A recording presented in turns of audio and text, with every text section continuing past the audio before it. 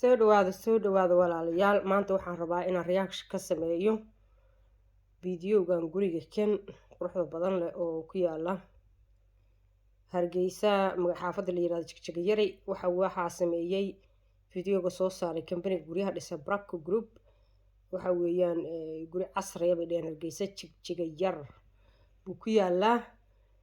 maxaa haytay waxaan rabaa inaan tuso dadka Soomaalida ah say wax u dhistaan guryahooda iyo quruxdooda wadankeena dhista.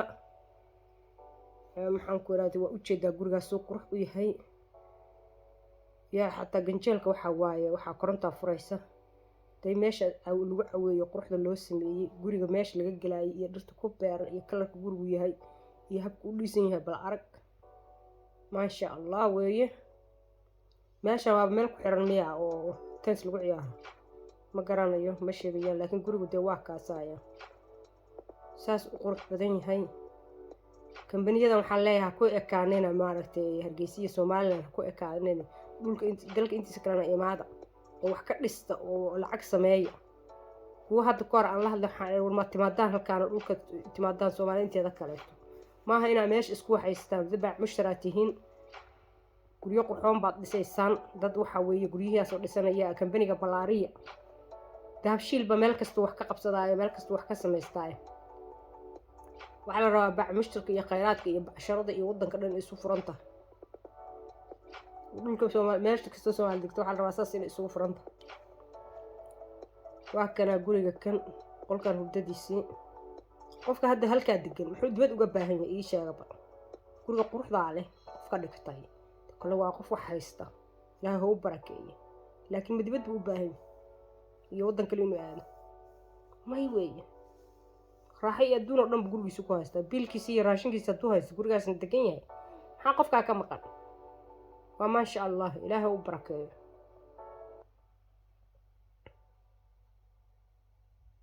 waatana masquul xataa habka u dhisanaya company-gan arag waxa weeyaan waa dad Soomaali arag masquushaas ay waxay waa dad fahmay masquulaha in la qurxiyo Soomaali badan baan fahansanay masquusha waxay yiraahdaan meel lagu kaajo lagu soo xaaro kaliya waa naf lahayn oo uraysa bay u yaqaanaan maaha saxal waa si hadda dadka masquusha ay u hagaagsadeen oo kale masquusha waa inay tahay meel si fiican loo dhisay oo sida habkan loo dhisay xariijimaha mutalaalka la isugu qabtay hab casri ah la isugu qabtay waxaad arkaysaa meelaha kale saas iyadoo u kala shamiitadii ka muuqato arag gabadhaan say u quruxsatay gurigeeda ma sha Allah gabar gaariya degan gurigan masquusha waxa weeyaan waa sida qolka fadhiga kale qurux u tahay saasa la rabaa in qurux looga dhigto masquusha meelaha degan tahay hadda samee gabadha gurigeeda quruxsay uga dhigtay arag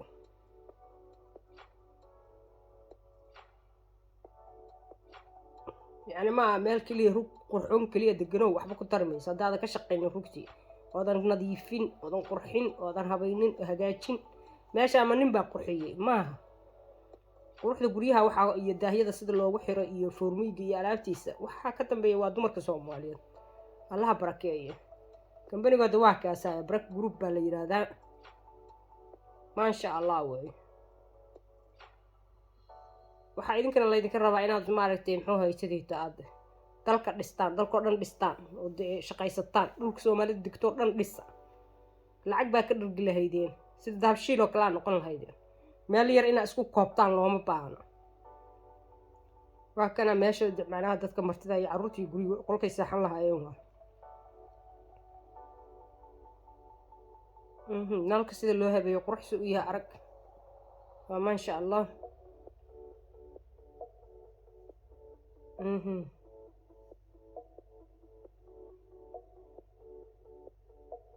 baa u qaba Soomaalidu inay degan tahay meel baabacday tahay sawirra yur intay tagaan day masquushatan sida loo habeeyay arag bal arag dareerkan say u fahmeen masquulaha iyo company-gaaga u fahmay laba xataa waxa loo sameeyay saxan aqalka u yaala quruxiisa qolka fadhigiisa u habeeysan yahay arag guriga habka loo dhisay iyo furmiga la dhisay labada qurux waa furmiga fiicani aad uga qayb qaata guriga marka company-ga xataa waxay fahmeen in muxuu haytidii inay furmig iyo guriga dhigaan oo ay sharaxaan sababta guriga hadaa sharaxdid guriga sharaxaan badanaa oo alaabtii taalo baa dadku badanaa iibsadaan sababta qofku wuxuu tusayaa guriga quruxiisu soo saaraya ma sha Allah waa hadduu gurigaan marnaan lahaayoo kaleeto qiimaha uu leeyahay hadda alaabta la dhigay ma u lahaadeen nala soo xiriiray dheheen weydinkaasa ayaan wax yeesu sameeyay mana aqaani laakiin dee qofka maaragtay dalka horumarka ka sameynaya waxa weeyaan waa la faaninaya wax wanaagsan sameeyo sheegta iyo layrta saara iyo gambalaalka taabsada inay la soco asalaamu calaykum waraxmatullahi wabarakaatu